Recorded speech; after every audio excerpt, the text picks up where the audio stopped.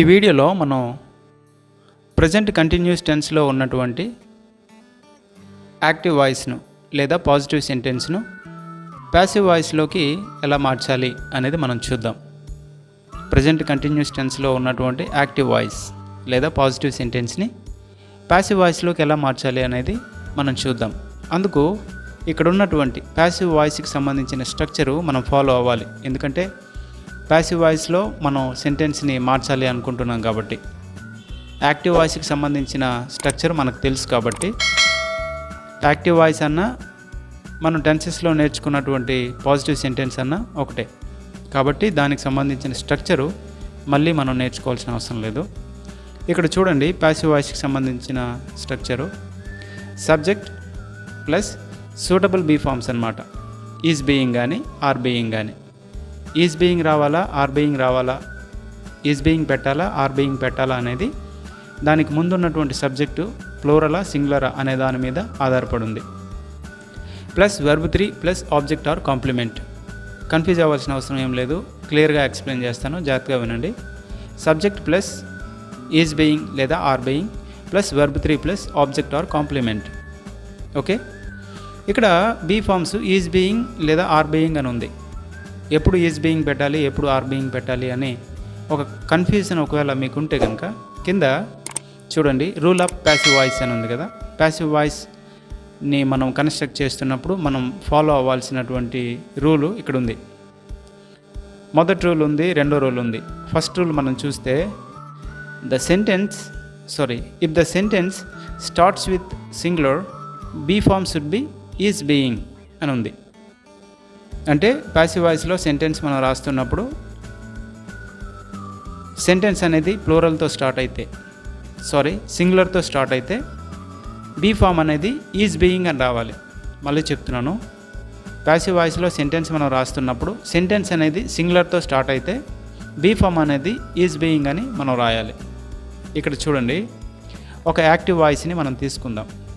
ఎలా ప్యాసివ్ వాయిస్లో రాయాలో చూద్దాం. యాక్టివ్ వాయిస్లో ఒక సెంటెన్స్ ఉంది, I'm completing this work. Present continuous టెన్స్లో ఉన్నటువంటి పాజిటివ్ సెంటెన్స్ ఇది. దీన్నే యాక్టివ్ వాయిస్ అని అంటాం. ఐఎమ్ కంప్లీటింగ్ దిస్ వర్క్ అంటే ఈ పని నేను పూర్తి చేస్తూ ఉన్నాను, ఆ పని కంటిన్యూ అవుతుంది అన్నట్టు. దీన్ని ప్యాసివ్ వాయిస్లోకి రాయాలన్నప్పుడు ఏం చేయాలంటే రిసీవర్ ఆఫ్ ద యాక్షన్ని, కర్మని ముందుకు తీసుకురావాలి, కర్తని లాస్ట్లో పెట్టాలి. పని చేసేవాడిని లాస్ట్లో పెట్టి పని స్వీకరించిన వాడిని ముందుకు తీసుకొస్తే దిస్ వర్క్ అనేది ముందుకు తీసుకొచ్చి మనం రాయాలి.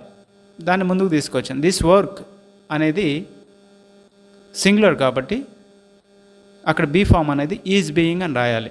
కింద మనం చూసిన రూల్ ప్రకారంగా this work is being completed by me అంటే ఈ పని నా చేత కంప్లీట్ చేయబడుతూ ఉంది అని దీని అర్థం. ఐఎమ్ కంప్లీటింగ్ దిస్ వర్క్ అన్నా this work is being completed by me అన్నా ఒకటే. దీని మీనింగ్ ఒకటే కానీ చెప్పే విధానాలు వేరేగా ఉంటాయి. ఐఎమ్ కంప్లీటింగ్ దిస్ వర్క్ అంటే ఈ పని నేను పూర్తి చేస్తూ ఉన్నాను అని అర్థం. This work is being completed by me అంటే ఈ పని నా చేత పూర్తి చేయబడుతూ ఉంది అని దాని అర్థం. ఓకే, సెంటెన్స్ సింగులర్తో స్టార్ట్ అయితే బీ ఫామ్ అనేది ఈజ్ బీయింగ్ రావాలి. రెండో రూల్ చూద్దాము. If the sentence starts with plural be form should be are being అని ఉంది. ప్యాసివ్ వాయిస్లో సెంటెన్స్ మనం రాసినప్పుడు ఆ సెంటెన్స్ కనుక ప్లూరల్తో మనం స్టార్ట్ అయితే,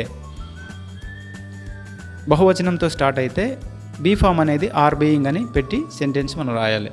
ఇది ఎలాగో చూద్దాం. యాక్టివ్ వాయిస్లో ఒక వాయిస్ని చూద్దాం, ఒక సెంటెన్స్ని చూద్దాము. They are completing the works అని ఉంది. They are completing the works. Okay, works అని ఉంది.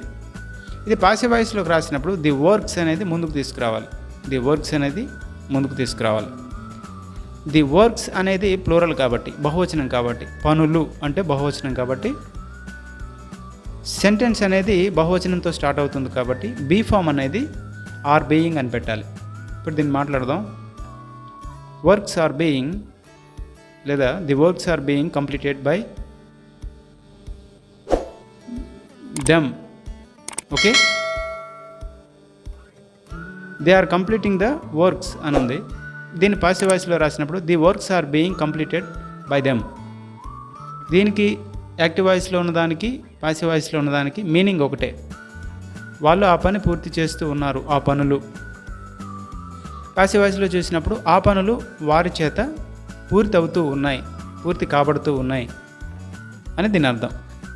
కాబట్టి ఈ విషయాలన్నీ కూడా చాలా జాగ్రత్తగా మీరు నేర్చుకోవాలి. ప్రాక్టీస్ చేయడం ద్వారానే ఇవన్నీ నేర్చుకోగలరు. కాబట్టి ప్రాక్టీస్ చేయాలని నేను కోరుతూ ఉన్నాను. మనం టెన్సెస్ చెప్పుకున్నప్పుడు 4 kinds ఆఫ్ సెంటెన్సెస్ చెప్పుకున్నాం. పాజిటివ్ సెంటెన్స్, నెగిటివ్ సెంటెన్స్, పాజిటివ్కి వచ్చి నెగిటివ్కి వచ్చి చెప్పుకున్నాం కదా. ఈ ప్యాసివ్ వాయిస్లో కూడా మనం 4 kinds ఆఫ్ సెంటెన్సెస్ మనం రాయగలిగితే, నేర్చుకోగలిగితే ఇంకా చాలా ఎక్కువ ఇంగ్లీష్ మాట్లాడే వాళ్ళం అవుతాం. కాబట్టి నెక్స్ట్ వీడియోలో ప్యాసివ్ వాయిస్లో ఉన్నటువంటి సెంటెన్సెస్ని 4 kinds ఆఫ్ సెంటెన్సెస్ ఎలా రాయాలనేది నెక్స్ట్ వీడియోస్లో చూద్దాము. ఈ వీడియోస్ అయితే మీరు బాగా ప్రాక్టీస్ చేయండి. All the best. Thank you.